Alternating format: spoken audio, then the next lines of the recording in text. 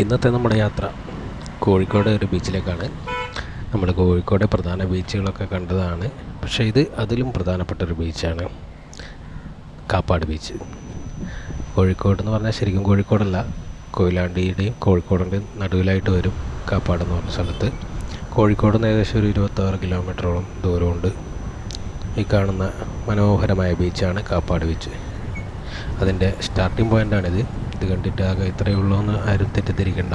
ഒരുപാട് ദൂരം ഇങ്ങനെ നിരന്ന് കിടക്കുന്നുണ്ട്. വളരെ പ്രത്യേകതകളുള്ളൊരു ബീച്ചാണ്. നമ്മൾ സാധാരണ കോഴിക്കോടുള്ള ബീച്ച് പോലെയല്ല, കുറേ മാറ്റങ്ങളൊക്കെ ഉണ്ട്. ഈ കാണുന്ന ആ ഒരു തിട്ടകളൊക്കെ ഉണ്ടാക്കി വെച്ചിട്ടുണ്ട്. പുലിമുട്ടുകളെന്ന് പറയുന്ന കടലിനോട് ചേർന്ന് നമുക്ക് കടലിൻ്റെ അടുത്തേക്ക് നടന്നു പോകാൻ പറ്റുന്ന ആ ഒരു കരിങ്കല്ല് പാകിയ കൽപ്പാതകളൊക്കെ അവിടെയുണ്ട്. ഇവിടെയൊക്കെ ഹാർബർ ഫിഷിംഗ് ബോട്ടുകളൊക്കെ നിർത്തിയിട്ട സ്ഥലങ്ങളാണ്. കാപ്പാട് ബീച്ചിൻ്റെ പ്രത്യേകത എല്ലാവർക്കും അറിയുന്നതായിരിക്കും. നമ്മുടെ ഇന്ത്യ ചരിത്രത്തിൽ തന്നെ ഏറ്റവും സുപ്രധാനമായ ഒരു സ്ഥലമാണിത്.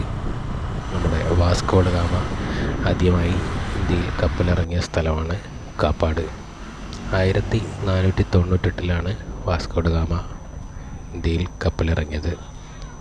അവിടെ നിന്ന് അങ്ങോട്ടാണ് ഇന്ത്യയുടെ ചരിത്രം തന്നെ മാറി മറിഞ്ഞത്. അപ്പോൾ എന്തായാലും നമ്മളിപ്പോൾ കാപ്പാട് ബീച്ചിലെത്തിയിട്ടുണ്ട്. ബീച്ചിലേക്കുള്ള ഒരു എൻട്രി പോയിൻ്റാണിത്. അവിടെ ഇപ്പം ബ്യൂട്ടിഫിക്കേഷൻ്റെ ഭാഗമായി ബീച്ചിലേക്ക് ഒരു പാർക്കും കുറേ നടക്കാനുള്ള ഇതൊക്കെ റെഡിയാക്കി വെച്ചിട്ടുണ്ട്. അപ്പോൾ അതുകൊണ്ട് തന്നെ അവിടെ ടിക്കറ്റ് എടുത്തിട്ട് വേണം കയറാൻ. ഒരാൾക്ക് 25 രൂപയാണ് ടിക്കറ്റ് ചാർജ് വരുന്നത്. 25 രൂപ ടിക്കറ്റ് എടുത്താൽ നമുക്ക് ഈ ബീച്ചിൻ്റെ ഉള്ളിലേക്ക് കടക്കാം. അതുപോലെ ഇവിടുത്തെ പാർക്കിലെ ഫെസിലിറ്റീസൊക്കെ യൂസ് ചെയ്യാം. നമ്മൾ കഴിഞ്ഞ ദിവസം കണ്ണൂരിലെ ചൂട്ടാട് ബീച്ച് കണ്ടതുപോലെ തന്നെ ഒരു മനോഹരമായൊരു ബീച്ചാണ് നമ്മുടെ കാപ്പാട് ബീച്ചും. മെയിൻ കയറുന്നിടത്ത് തന്നെ ഒരു ശിലാഫലകമൊക്കെ റെഡിയാക്കി വെച്ചിട്ടുണ്ട്. അപ്പോൾ ഇവിടെ നിന്ന് അങ്ങോട്ട് ഇൻ്റർലോക്ക് ചെയ്തിട്ടുള്ള മനോഹരമായൊരു പാർക്കാണ്. ഈവനിങ്ങിലും മറ്റുമൊക്കെ ഫാമിലി ആയിട്ടും അല്ലാതൊക്കെ വന്ന് നമുക്ക് എൻജോയ് ചെയ്യാൻ പറ്റിയ ഒരു സ്ഥലമാണ്. ഇപ്പോൾ കുറേ ഫാമിലിയൊക്കെ വന്ന് കടലിലൊക്കെ ഇറങ്ങി കുളിക്കുന്നൊക്കെ ഉണ്ട്. ബീച്ചിനധികം വീതിയൊന്നുമില്ല. നമ്മൾ സാധാരണ കോഴിക്കോട് ബീച്ച്, കണ്ണൂർ ബീച്ചൊക്കെ കണ്ട പോലെ ഒരുപാട് ഏരിയ ഒന്നുമില്ല, ചെറിയ ഏരിയയാണ്. ശരിക്കും പറഞ്ഞാൽ നമ്മളെ ഒരു ഗോവയിലൊക്കെ കാണുന്നൊരു ബീച്ച് ടൈപ്പാണ്. കുറച്ച് ഏരിയ മാത്രം, പക്ഷേ അത് വളരെ മനോഹരമായൊരു ഏരിയയാണ്. അപ്പോൾ നമുക്ക് എന്തായാലും ഈ പാർക്കൊന്ന് മുഴുവനായിട്ട് ചുറ്റിക്കാണാം. ഒരുപാട് മരങ്ങളും ലൈറ്റുകളും ഒക്കെ ഉണ്ട്. വൈകുന്നേരം ആവാനാവുന്നതേ ഉള്ളൂ, അതുകൊണ്ട് തന്നെ അധികം ആളുകളൊന്നും വന്നു തുടങ്ങിയിട്ടില്ല. പിക്നിക്കിനും മറ്റുമായിട്ട് കോഴിക്കോടേക്ക് വരുന്നവരൊക്കെ ചൂസ് ചെയ്യുന്ന ഒരു സ്ഥലമാണ് കാപ്പാട് ബീച്ച്. അതിൻ്റെ ആ ഒരു ചരിത്ര പ്രാധാന്യം ഉൾക്കൊണ്ടുകൊണ്ടാണ് ഈ ഒരു സ്ഥലം കാണാൻ വേണ്ടി വരുന്നത്. നമ്മൾ ഇവിടെ വരുമ്പോൾ തന്നെ നമുക്ക് ആ ഒരു ഇന്ത്യ സ്വാതന്ത്ര്യ സമര കാലഘട്ടത്തിൻ്റെ ഒക്കെ ഒരു സ്മരണ നമുക്ക് ചിലപ്പോൾ വരാം. ബ്രിട്ടീഷ് ഭരണകൂടത്തിൻ്റെ നമുക്ക് കേട്ട് പരിചയമുള്ള ആ ഒരു കാലഘട്ടമൊക്കെ ചിലപ്പോൾ നമുക്ക് ഓർമ്മ വരാം. കാരണം ആദ്യമായി പോർച്ചുഗീസുകാരനായ വാസ്കോ ഡ ഗാമ കേരളത്തിൽ കാലുകുത്തിയതിനു ശേഷമാണ് ഇവിടുന്ന് അങ്ങോട്ടേക്ക് പോർച്ചുഗീസുകാർ ആദ്യമായി ഇന്ത്യയിലേക്ക് വരുന്നതും പിന്നീട് അങ്ങോട്ട് ഡച്ചുകാരും ബ്രിട്ടീഷുകാരും ഒക്കെ മാറി മാറി ഇന്ത്യയെ ഭരിച്ചതൊക്കെ. ഇതൊക്കെ ചരിത്രങ്ങളൊക്കെ നമുക്ക് അറിയുന്നതാണ്. അപ്പോൾ എന്തായാലും ആ ഒരു കാൽവെപ്പ് ഇന്ത്യയുടെ നല്ലതിന് വേണ്ടിയായിരുന്നോ മോശത്തിന് വേണ്ടിയായിരുന്നോ എന്ന് നമുക്ക് പൂർണ്ണമായും പറയാൻ പറ്റില്ല. കാരണം അവർ വരുന്നതിന് മുമ്പുള്ള ഇന്ത്യയുടെ അവസ്ഥ നമ്മൾ ചരിത്രങ്ങളിലൊക്കെ പഠിച്ചിട്ടുണ്ടാകും. രാജഭരണവും അങ്ങനെ കാര്യങ്ങളൊക്കെ ഉണ്ട്. എന്തായാലും ബ്രിട്ടീഷ് ഭരണത്തിന് ശേഷം ഇന്ത്യയിൽ ഒരുപാട് ഡെവലപ്മെൻറ്റും കാര്യങ്ങളൊക്കെ ഉണ്ടായിട്ടുണ്ട്. ഇന്ന് കാണുന്ന പല നിർമ്മിതികളും കാര്യങ്ങളൊക്കെ ബ്രിട്ടീഷുകാരുടെ സംഭാവനയാണ്. അപ്പോൾ അതുകൊണ്ട് അതിലെത്രത്തോളം ദോഷവശങ്ങളും ഗുണവശങ്ങളും ഉണ്ട് നമുക്ക് തരംതിരിച്ച് പറയാൻ പറ്റില്ല. കുറച്ചൊക്കെ അതിൽ പോസിറ്റീവായിട്ടുള്ള കാര്യങ്ങളും ഉണ്ടെന്നാണ് എനിക്ക് തോന്നുന്നത്. വ്യക്തിപരമായ അഭിപ്രായം മാത്രമാണ്, ഇതിൽ വിയോജിപ്പുകളുണ്ടാവാം. അപ്പോൾ എന്തായാലും നമുക്ക് ഈ കാപ്പാട് ബീച്ചൊക്കെ കാണാം. അപ്പോൾ ഇവിടെ വാസ്കോ ഡ ഗാമ വന്നിറങ്ങിയതിൻ്റെ ഒരു സ്തൂപം ഉണ്ടെന്ന് പറയുന്നത്. അതിൻ്റെ ആ ഒരു ചെറിയൊരു സ്തൂപം, അത് പക്ഷേ നമ്മൾ ഈ പാർക്കിനോട് ചേർന്നതല്ല. നമ്മൾ ആദ്യം ബീച്ചിലേക്ക് വന്ന ആ ഒരു എൻട്രിയിലാണ്, ആ റോഡിൻ്റെ മറുവശത്താണെന്നാണ് പറഞ്ഞത്. അപ്പം നമുക്ക് എന്തായാലും ഈ പാർക്കൊന്ന് കണ്ടു കഴിഞ്ഞിട്ട് നമുക്കത് കാണാൻ പോകാം. അപ്പോൾ അതിന് വലിയ പ്രാധാന്യം അവിടെ കൊടുത്തിട്ടില്ല, അങ്ങനെ ഒരുപാട് കാര്യങ്ങളൊന്നുമില്ല. ദൂരമായിട്ടൊരു നശിച്ചു പോകാറായ ഒരു ചെറിയൊരു സ്തൂപം മാത്രമാണ്. പിന്നെ ഇതിനോട് ചേർന്ന് ഒരു ആർട്ട് ഗാലറിയും കാര്യങ്ങളൊക്കെ ഉണ്ട്. അതുമൊക്കെ ഏതാണ്ട് പൊട്ടിപ്പോയ അവസ്ഥയിലാണ് കാണുന്നത്. ഈ പാർക്ക് മാത്രമാണ് ഇപ്പോൾ ബ്യൂട്ടിഫിക്കേഷനൊക്കെ നടത്തി നല്ല ഒരു ഉദ്യാനം പോലെ റെഡിയാക്കി വെച്ചിട്ടുള്ളത്.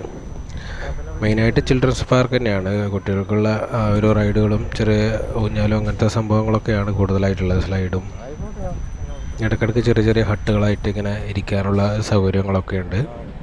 ബാത്റൂം ഫെസിലിറ്റീസും അങ്ങനത്തെ കാര്യങ്ങളൊക്കെ ഉണ്ട്. ഇപ്പോൾ ഓരോ ബീച്ചും ഇങ്ങനെ ഡിവൈഡ് ചെയ്തിട്ടാണല്ലോ നമ്മൾ കാണുന്ന പോലെ. ആ ഒരു കരിങ്കല്ല് കൊണ്ടുള്ള പുലിമുട്ടുകൾ ഉണ്ടാക്കിയിട്ട് ബീച്ചിനൊക്കെ ഇങ്ങനെ ഓരോ ബോർഡർ കൊടുത്തിട്ടാണ്, കുറച്ച് ഏരിയ മാത്രമായിട്ട്. അപ്പം എല്ലാവർക്കും കുറച്ച് ആൾക്കാർക്ക് ഈ ഏരിയയിൽ നിൽക്കാം, കുറച്ച് ആൾക്കാർക്ക് അപ്പുറത്തെ ഭാഗത്ത് നിൽക്കാം. അങ്ങനെ എവിടെ വേണമെങ്കിലും ഇറങ്ങാം. കുറച്ച് ചെറിയ സ്ഥലം മാത്രമേ ഉള്ളൂ. ഒരുപാട് അങ്ങനെ പരന്ന് കിടക്കുന്ന ഒരു ബീച്ചൊന്നുമല്ല, കുറച്ചായിട്ടുള്ള ഈ കാണുന്ന പോലെ. പിന്നെ നമ്മളൊരു ഭാഗം കവർ ചെയ്ത് കഴിഞ്ഞു. ഇനി ബീച്ചിൻ്റെ അങ്ങേ തലയിലേക്ക് കൂടി നമുക്കൊന്ന് നടന്നു നോക്കാം.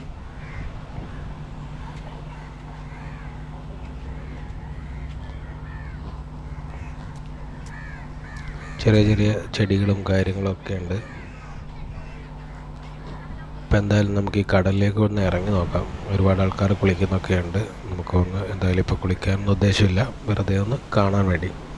ഈ പുഴിമണ്ണൊരു പ്രത്യേകത ഉണ്ട്. ശരിക്കും നല്ലൊരു പഞ്ചസാര മണൽ പോലെ നല്ല വെള്ള മണലാണ്. സാധാരണ നമ്മൾ ബീച്ചിൽ കാണുന്ന ആ ഒരു ഇതൊന്നുമില്ല. കുറച്ചുകൂടി കളർഫുള്ളാണെന്ന് എനിക്ക് തോന്നുന്നു.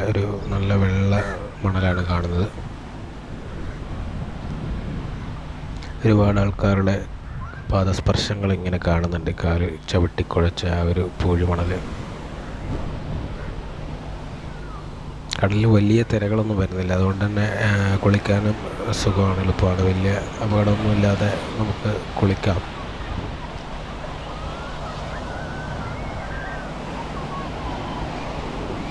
സമയം ഇപ്പം ഏകദേശം 4 മണി കഴിഞ്ഞതേ ഉള്ളൂ. അതുകൊണ്ട് തന്നെ ആ സൂര്യൻ്റെ ചൂടങ്ങനെ കുറഞ്ഞിട്ടില്ല.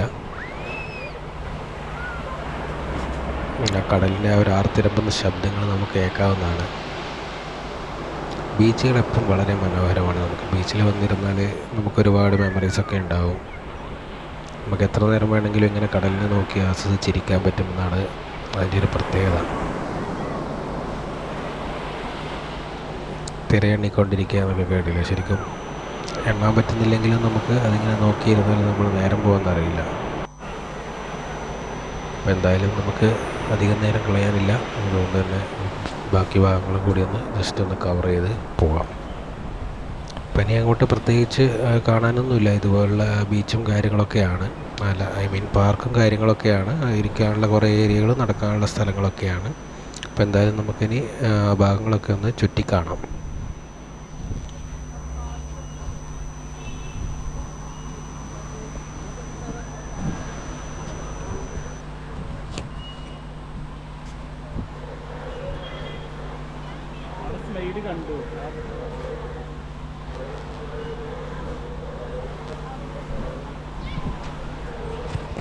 ഇതിനുള്ള അങ്ങനെ കഫേയും കാര്യങ്ങളൊന്നും അധികമില്ല. 1-2 എണ്ണം മാത്രമേ ഉള്ളൂ ഐസ്ക്രീമും കാര്യങ്ങളൊക്കെ വിൽക്കുന്നത്. അധികം സ്റ്റാളുകളും അങ്ങനത്തെ ഒന്നും കാണാനില്ല നമുക്ക്. പിന്നെ കുറച്ച് ഉള്ളിലോട്ട് വരേണ്ട സ്ഥലമായതുകൊണ്ട് തന്നെ ആൾക്കാർ കുറച്ച് കുറവാണ്. ഇവിടത്തേക്കായി വരുന്നവർ മാത്രമേ ഉണ്ടാവുള്ളൂ. കാരണം ഇത് കോഴിക്കോട് മെയിൻ ടൗണിലൊന്നുമല്ല. അതുപോലെ കൊയിലാണ്ടിയിലാണെങ്കിൽ തന്നെ നമുക്ക് ആ ഒരു കുറച്ച് ഉള്ളിലോട്ട് വരാനുണ്ട്. മെയിൻ ഹൈവേയിൽ നിന്ന് ഏകദേശം ഒരു 5-6 കിലോമീറ്ററോളം ഉള്ളിലോട്ട് വരാനുണ്ട്.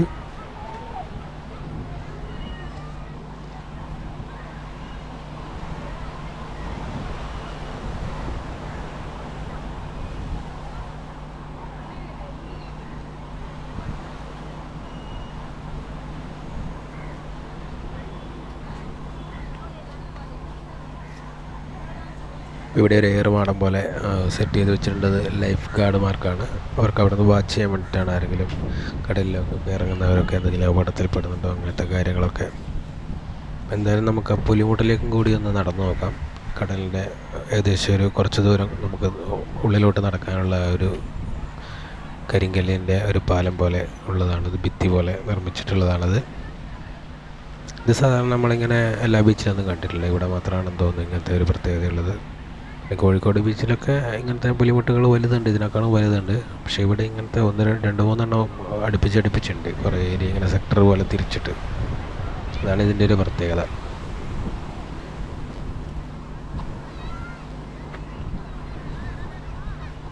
ഇവിടങ്ങളിലൊക്കെ കടലിൽ നല്ല ആഴമായിരിക്കും. കാരണം നമ്മളിപ്പോൾ ഏകദേശം കടലിൻ്റെ കര കഴിഞ്ഞിട്ട് ഒരു 100 മീറ്ററോളം നമുക്ക് മുന്നിലോട്ട് നടക്കാനുണ്ട്.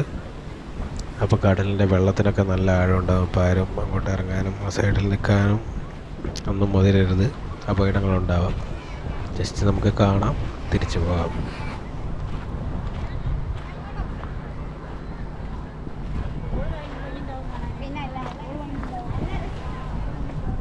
ഇപ്പോൾ നമ്മളിതിൻ്റെ എൻഡിലേക്ക് എത്തിയിട്ടുണ്ട്. നമുക്ക് സൺസെറ്റ് ആയിരുന്നെങ്കിൽ കുറച്ചുകൂടി മനോഹരമായ വ്യൂസ് കിട്ടുമായിരുന്നു. ഇപ്പോൾ എന്തായാലും സൺസെറ്റ് ആയിട്ടില്ല. അതുവരെ കാത്തു നിൽക്കാനുള്ള ടൈമില്ല നമുക്കതുകൊണ്ട് നമുക്കിപ്പോൾ തിരിച്ചു പോവാം.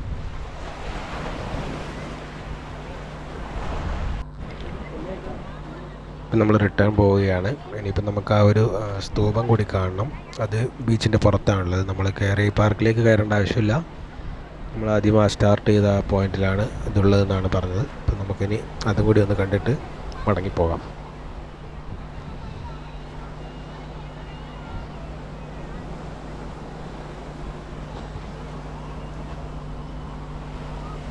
ഇപ്പോൾ നമ്മൾ പുറത്തേക്ക് വന്നിട്ടുണ്ട്. അപ്പോൾ നമ്മൾ ആ സ്തൂപം കാണാൻ പോവാണ്. ഇതാണ് നമ്മുടെ വാസ്കോ ഡ ഗാമ ഇറങ്ങിയതിൻ്റെ ആ ഒരു ശിലാലിഖിതം എഴുതി വെച്ചത്. Vasco da Gama landed here Kappakadavu in the year 1498. അപ്പോൾ ഇത്രയുള്ള നമ്മുടെ കാപ്പാട് ബീച്ചിൻ്റെ വിശേഷങ്ങൾ. അപ്പോൾ ചരിത്രമൊക്കെ ഉൾക്കൊണ്ട് ഇത് കാണാൻ വരുന്നവർ എന്തായാലും ഇങ്ങോട്ടേക്ക് വരിക.